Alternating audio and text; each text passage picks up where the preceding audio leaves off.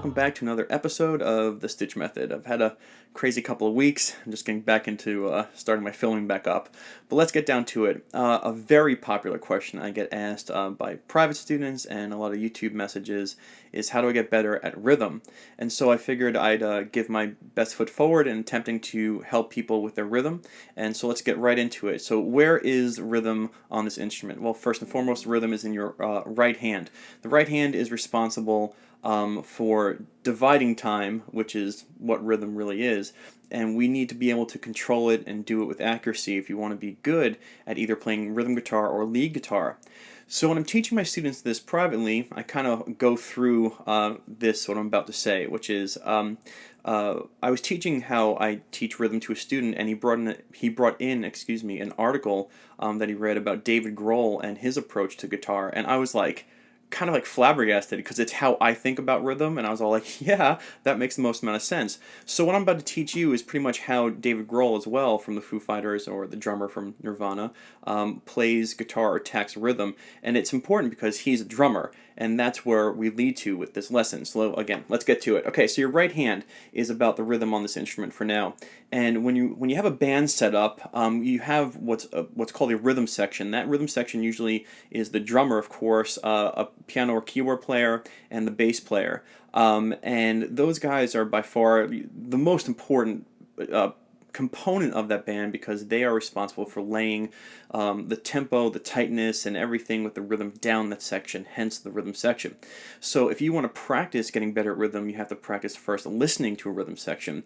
So what I mean by that? Well, when you look at this guitar has 6 strings, of course. Some have 7, but this one has 6. And what I do when I'm practicing, and this is what I've always done, is I take the first 2 strings, the E and the A string, and I think of them as the kick drum of a drum set. And the D, G, and B string, kind of like the snare drum, and the G, B, and E string, a little bit of overlap, like the hi-hats or the cymbals. Sometimes if it's a big cymbal crash, I'll do all the strings. But what I do first, and this is what I've always played, is when writing or jamming or grooving, these 2 guys are my kick drum, the E and A, the D, G, and B, kind of like the snare, and the thinner strings, the cymbals. So what do I mean by that? Well, if I had a simple drum beat, like boom, pow, boom, pow, I'm going to do everything with an A minor chord. So I'm going to bar on the 5th fret here, and you can see I'm going to go boom, boom, just like a 1, 2, and listen to that kick drum. Now there's some art to be done, I guess, with some palm muting. If you want to keep your rhythm tight, you can strum and then mute. Boom, bop, boom, bop. So you want to listen to your drummer, and the drums are going to give you the groove or the feel of what your right hand should be doing. So that's just like a quick little intro. What I have here on my phone, I've loaded up a backing track which I'll link below. It's called Funk Drum Beat. So let's give it a quick listen, and what we're going to do is we're going to try to emulate this on guitar. So let's see what we got. Okay, you can hear that kick drum, double kick, ba-boom, ba-boom. And then the snare in the middle, so we got this ba-boom, snare, ba-boom, right? Ba-boom, ba-boom. So with playing what I was saying, you're going to take the A minor chord. This is your kick drum, this is your snare drum, and if you keep it tight with some rest, some palm muting it, now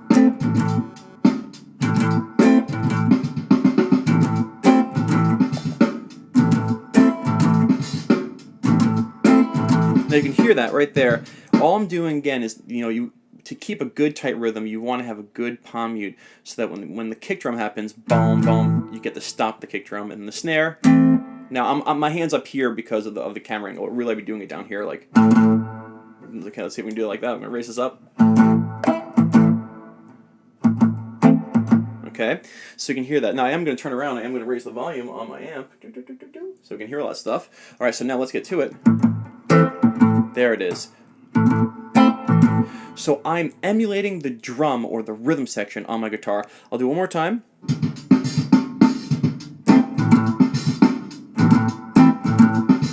Now,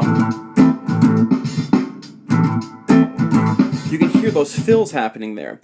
Now let's talk about that. Once you have a good tight rhythm where your left hand's holding one chord down and your right hand is emulating the kick drum, bum bum, pop, bum bum.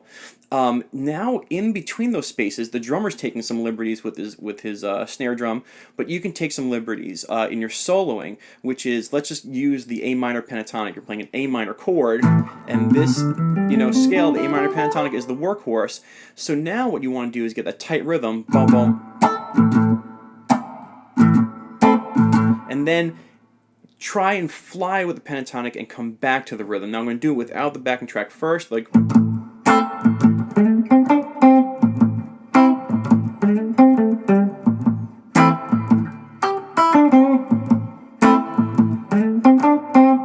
Okay, so you can see I got that rhythm locked down my right hand with the kick and the snare, and in between those hits I can try and play some soloing. So here's what it sounds like. Let me rewind this so we get this. So now I'm going to hit the kick, snare, kick, kick, snare, kick, kick. Now,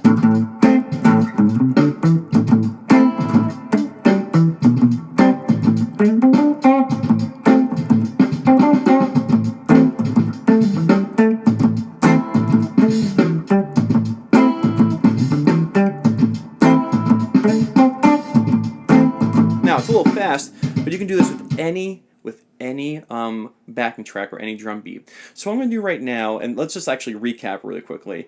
When you're practicing rhythm, you have to get your brain and your heart and your ears onto the rhythm section. You have to listen to what they're doing. You have to try and emulate what they're doing on your guitar. You divide your guitar strings up into into some drums, the kick drum, the snare drum, and some cymbals, and you want to sit and you want to emulate that beat with your guitar. So you have that bum bum.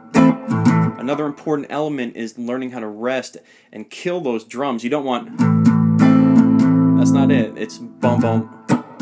Okay? You got this, you want to try putting that palm mute there. Bum bum, bum bum. You see me resting. Again, my hand's up high because of the camera. I would usually be doing it down here. So give me a second. What I'm going to do is I'm going to try and find a slower one, and we're going to try and do some things together. So stay right there. I'll be right back with a slower, different type of backing track. Don't move. Alright, I'm back. I lowered the camera a little bit so you can see my right hand a little bit better. I found a different, slower groove backing track, which again I'll link below so you can practice this. This is, let's see, a slow groove rock at 80 beats per minute. So let's give it a quick listen, if it would work. Any second now. Here we go.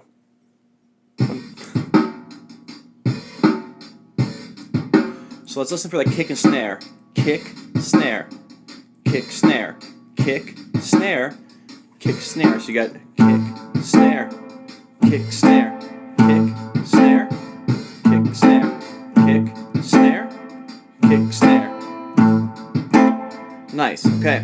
So if you can lock with that beat,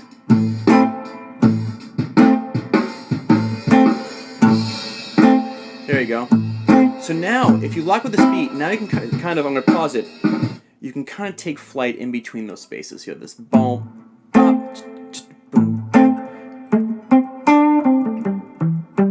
and come back.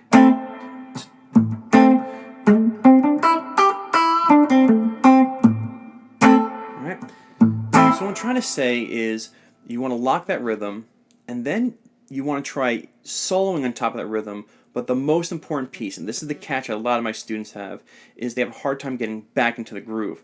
So while you're soloing the pentatonic, you want to be mindful of that drum beat. I'll lower my eyes so you can see them. You want to be mindful of that drum beat and try and come back right in on beat. So here you can listen. What I'm going to do is stay tight with the groove. Then I'm going to try soloing the pentatonic, but I'm going to try coming back on that beat. And the consciousness of trying to arrive on that downbeat, that kick drum with the drummer, is what's going to make you better at rhythm. So let's see how we can do here. Any second now. Okay. Let's try this out.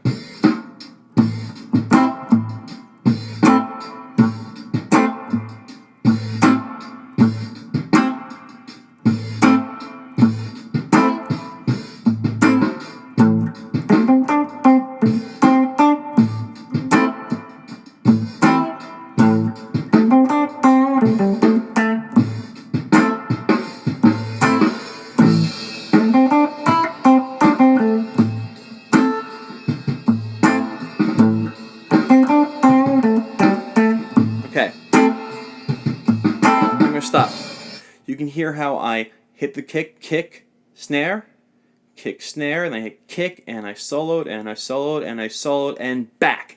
And that's the most important aspect. This is just a start. It's just a start to help those people who say, hey man, I need to develop my rhythm. This is where we start. Listening to the drummer, trying to get the drum beats down on your guitar. A short little lesson. I hope this helped. The backing tracks below that I played will be linked below. And you want to sit and try and practice this. Try and stay tight with that drummer. Listen to the drummer. Play what he is playing. The only way to get better at rhythm is to practice with rhythm, and that is your drummer. I will stop speaking. Share, subscribe, all the normal stuff that come with the YouTube begging. Have a great day. Thanks for tuning in to the Stitch Method. Bye-bye.